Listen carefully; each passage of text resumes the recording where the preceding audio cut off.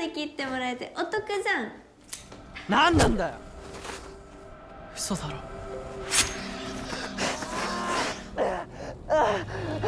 また撮りたいんだ。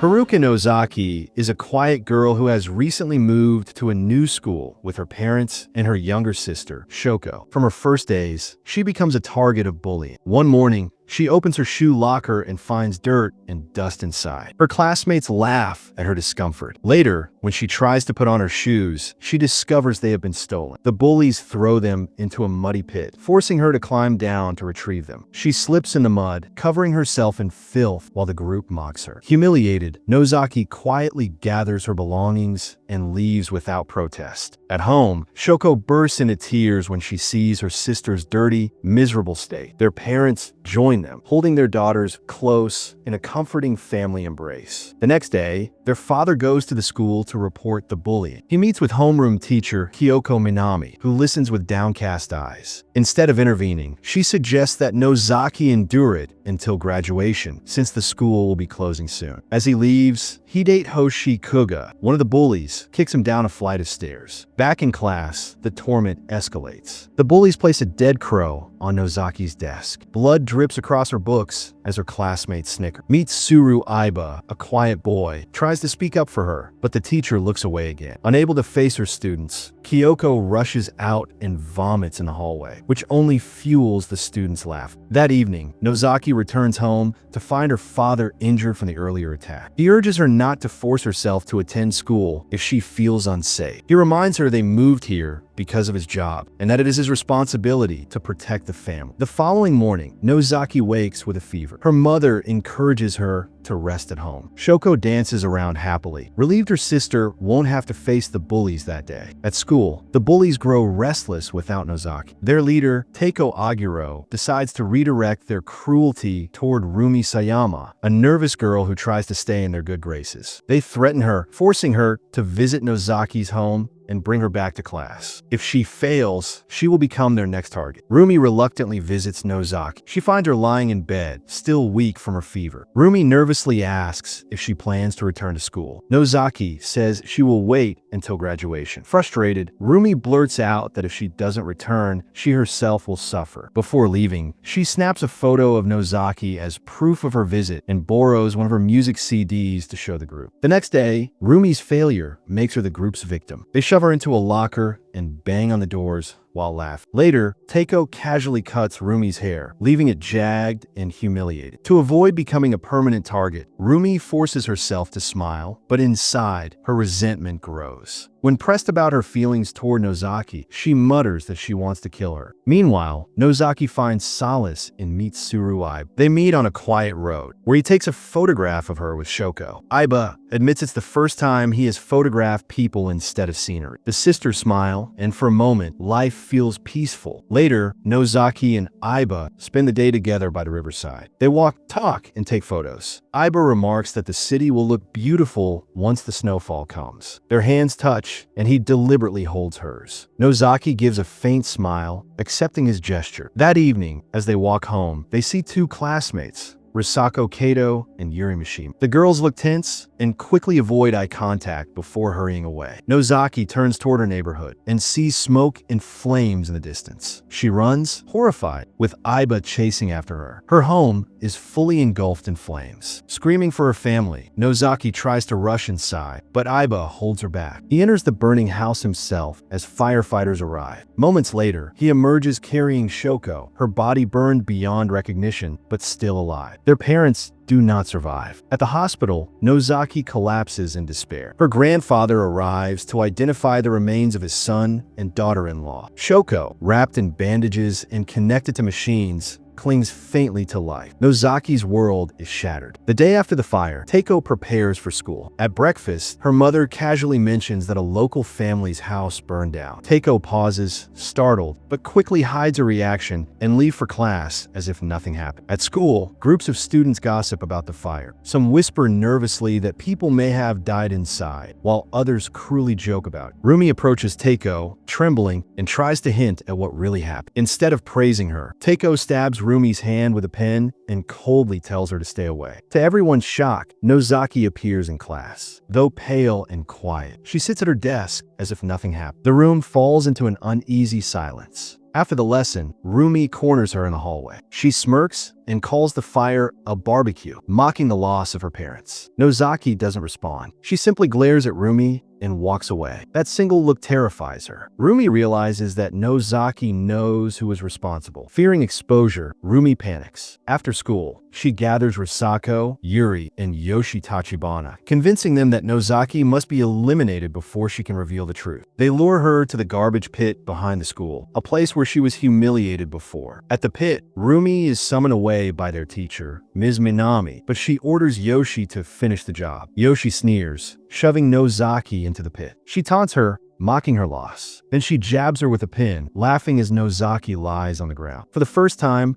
Nozaki fights back. She picks up a rusty nail and drives it into Yoshi's eye. Screaming in shock, Yoshi stumbles. Nozaki seizes a nearby metal pipe and bludgeons her, striking again and again until she collapses lifeless. Risako and Yuri, horrified, try to calm Nozaki down. Risako blurts out that it was Hideyoshi Kuga who actually started the fire, hoping to save herself. But Nozaki does not stop. She slashes Risako's fingers with Yoshi's knife, leaving her crying in agony. She then cuts Yuri across the ankle. Yuri attempts to climb out of the pit, but her wound splits open. She falls backward, striking her head on a rock. Her body goes limp. Risako screams for help, but Nozaki turns her rage on her as well. With merciless blows, she beats Risako to death and leaves the 3 bodies in the snow. That evening, Rumi is questioned by Ms. Minami about bullying and the fire. Rumi denies everything and flees, shaken by what might have already happened behind the school. A few days later, the parents of Risako, Yuri, and Yoshi report their daughters missing. Police arrive at the school, alarming the remaining bullies. At first, they think they are about to be arrested. Mitsuru Aiba reassures them that the officers are only searching for missing students, but he notices their unease and begins to suspect they were connected to the fire. Meanwhile,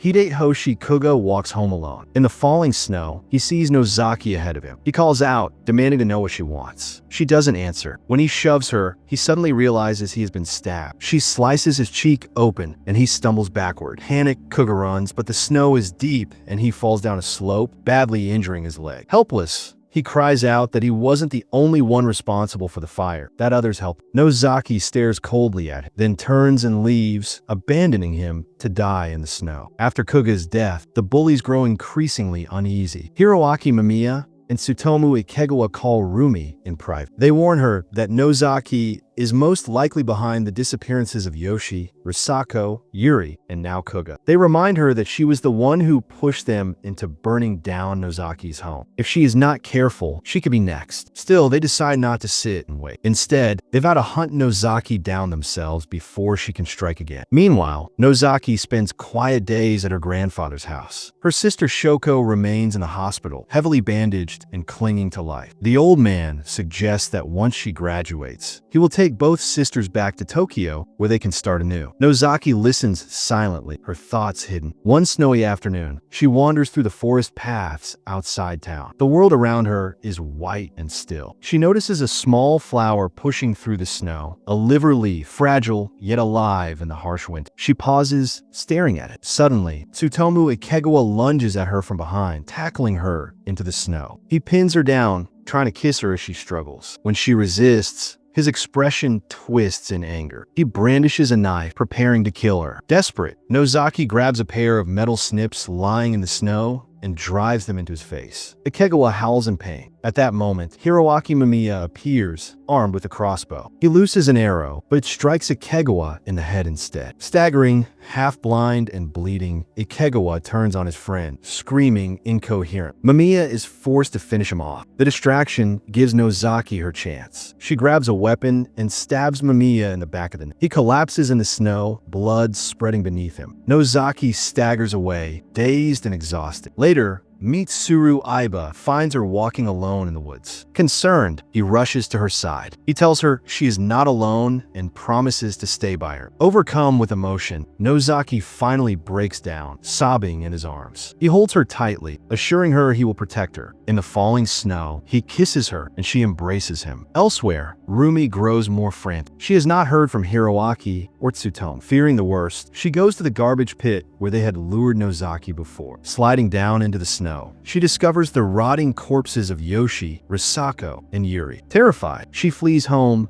and locks herself in her room. That night, she calls Teiko in panic. She warns that Nozaki has already killed many of them and will come for her too. But Teiko dismisses her, thinking she has lost her mind. She hangs up, only to be struck by the realization that Rumi truly carried out her careless suggestion to burn Nozaki's house. The next day, Teiko sees Nozaki on a bus. Instead of ignoring her, she decides to speak with her. They walk together, and Nozaki asks a question she has carried for so long. Why? Teiko admits the truth. They were close friends after Nozaki transferred, but when Mitsuru Aiba entered her life, she became jealous. Feeling replaced, she turned her jealousy into cruelty. With downcast eyes, she apologizes for everything. To her surprise, Nozaki accepts the apology. For a moment, they sit quietly, two broken friends reunited in the snow. At school, tension rises. The parents of the missing students arrive, demanding answers. They confront Ms. Minami, pressing her about the disappearances and the bullying rumors. Already fragile, she becomes overwhelmed. Trembling, she vomits in front of them. Humiliated, she flees outside into the snow. The parents chase her, shouting. Ms. Minami stumbles into the road. A snowplow approaches. She collapses before it can stop, and the machine runs over her, ending her life instantly. The parents, frozen in shock, can only watch. Elsewhere, Teiko walks home through the snow. Suddenly, Rumi appears, unstable and desperate. She begs Teiko for help, reminding her that she only burned Nozaki's house because Teiko told her to. But Teiko has had enough. She beats Rumi to the ground and pulls out a knife. Before she can strike, Rumi fights back, slashing her across the body. The two struggle violently in the snow. Teiko wounds her attacker, but Rumi eventually overpowers her, stabbing her in the chest. Bleeding heavily, Teiko collapses and is left to die. Later, Nozaki and Mitsuru walk through a forest path together. Rumi appears again, holding a knife. Her face is twisted with hatred. She taunts Nozaki, describing in vivid detail how her family screamed and burned. She boasts of the smell of fire and flesh. Nozaki, enraged, charges at her. Rumi plunges the knife into her stomach. Mitsuru attacks in fury. He throws Rumi to the ground, beating her savagely until she can no longer move. He strangles her until her body falls limp. But in the struggle, his bag spills open. Photographs scatter in the snow. Nozaki notices one picture. It shows her father shielding Shoko inside the burning house. Mitsuru had been there, watching, taking pictures instead of helping. Horrified, she looks at him in disbelief. Mitsuru insists he found her father's sacrifice inspiring, that he had to capture it. Nozaki recoils. When she rejects him, his face twists. He strikes her, knocking her to the ground, then raises his camera to take her photograph. Nearby, the crossbow used by Mamiya lies in the snow. Summoning her last strength, Nozaki grabs it and fires. The arrow pierces through the camera and into Mitsuru's head. He drops instantly, dead in the snow. Bleeding heavily from Rumi's stab wound, Nozaki stumbles away. She clutches the necklace Shoko once gave her, gazing at it through the blur of tears. Then she collapses in the snow, her body still. Months later, the school holds its graduation ceremony. To everyone's surprise, Teiko has survived her injuries. Scarred and quiet, she walks to the stage and accepts her diploma. After the ceremony, she wanders the empty hallways. She remembers the past, when she